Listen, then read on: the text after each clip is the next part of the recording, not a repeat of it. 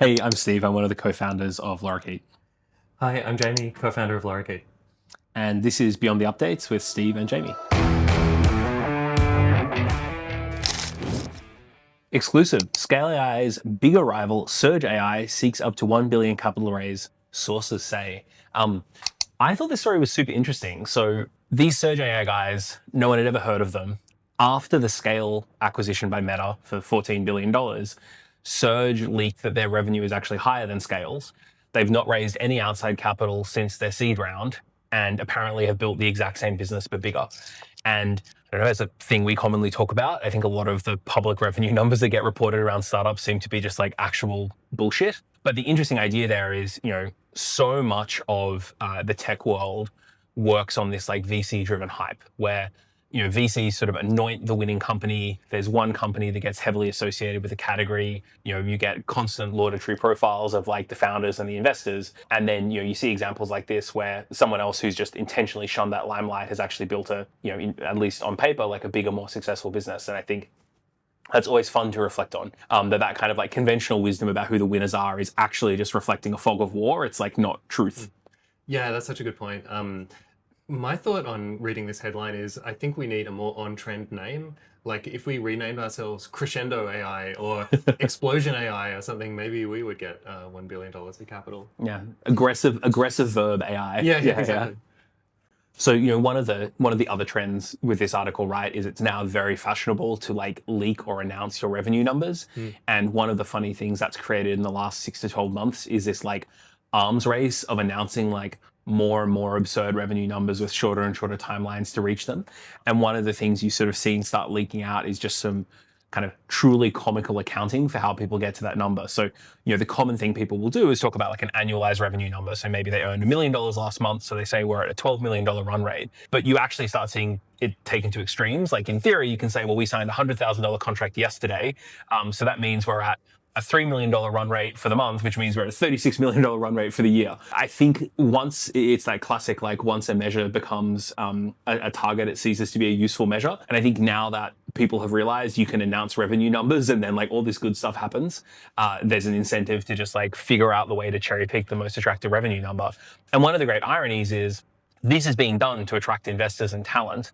But even though it's against investors' interests to basically like fund bullshit revenue, investors are actually the people who most like to repeat these numbers to me, or repeat these numbers to people in the market. And so it's like a very funny incentive dynamic that's being created in the AI race at the moment, where it's basically like, how can I say that my revenue is going as high and as fast as possible in order to get all the PR that comes along with it. But of course, it then becomes this arms race where people just have to keep one-upping each other. Yeah, it's a really funny like duality in the sort of inside baseball world of the people who work in AI, which is like it's 100% real, it's delivering value, people are making actual money from selling stuff to people, but everybody wants to be on the next hot thing, and so that just creates a hype cycle in itself.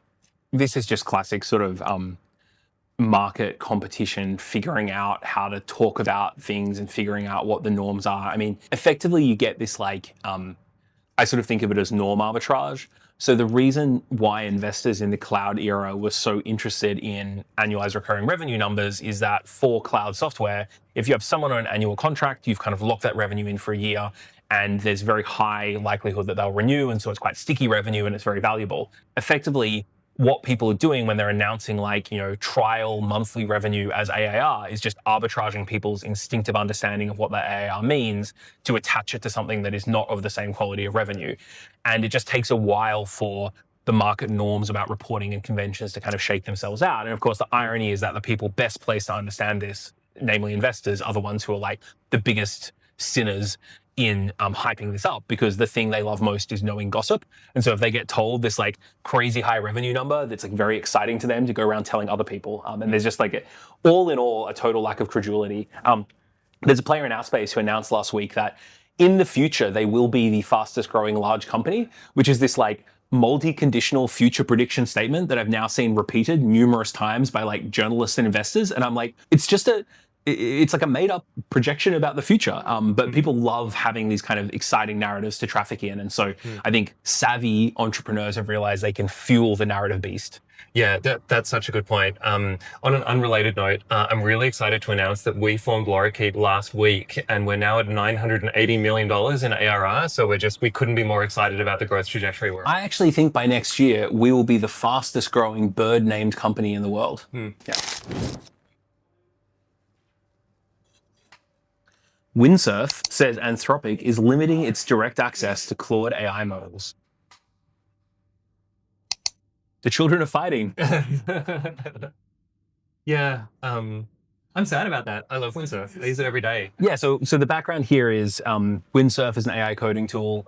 They were recently acquired by OpenAI, or at least there was an announcement they were to be acquired by OpenAI, and then they very publicly said that Anthropic, I guess implicitly in retaliation, cut off their access to the latest Anthropic models. I think since this was written, it's now been restored, or they found a way to restore it. But that's kind of a funny example, right? Like, you say, like, we're an application company, we let people choose the best available models, and then you go and sell yourself to a company that makes one of those models, and then the other company gets annoyed. Like, it's interesting to think about, we're just talking about regulation. Is that a thing that should be regulated? Like, can you say that if you're OpenAI and you let anyone use your models, then you can't kind of cut your competitors off, and likewise Anthropic? On the flip side, I think we're just seeing like how these norms shake out. Like, to what extent are these companies willing to sort of use their power to hurt their competitors or to hurt companies that are potentially competitive? To what extent are they willing to build a very open-ended platform? And I think it's interesting, you can analogize it to cloud computing, right? Like, you can use Google Cloud Platform to build a competitor to Google if you want. Like, Google won't stop you doing that. They've sort of decided commercially and ethically that it's better for them to not kind of have those rules of the road as infrastructure providers. But maybe it shakes out a different way.